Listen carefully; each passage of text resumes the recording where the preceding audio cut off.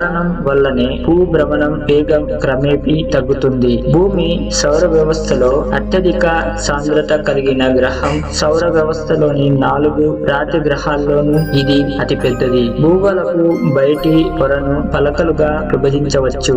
ఆ పొరలు ఎన్నో లక్షల సంవత్సరాలుగా కదులుతూ ఉంటాయి. భూమి ఉపరితలం దాదాపు 71% నీటితో కప్పబడి ఉంది. మిగిలిన భాగంలో ఖండాలు, ద్వీపాలు ఉన్నాయి. వీటిలో కూడా నదులు, సరస్సులు మొదలైన రూపాల్లో నీరు ఉంది. జీవానికి అవసరమైన ద్రవ రూపంలోని నీరు సౌర వ్యవస్థలోని వేరే ఏ గ్రహంలోనూ లేదు. ఎందుకంటే ఇతర గ్రహాలు బాగా వేడిగా గాని బాగా చల్లగా గాని ఉంటాయి. అయితే పూర్వం అంగారక గ్రహంపై ద్రవ రూపంలో నీరు ఉండేదని నిర్ధారించారు. ఇప్పుడు కూడా అక్కడ నీరు ఉండే అవకాశం ఉన్నాయి. భూమి ఏర్పడిన తొలి 100 కోట్ల సంవత్సరాల లోపే సముద్ర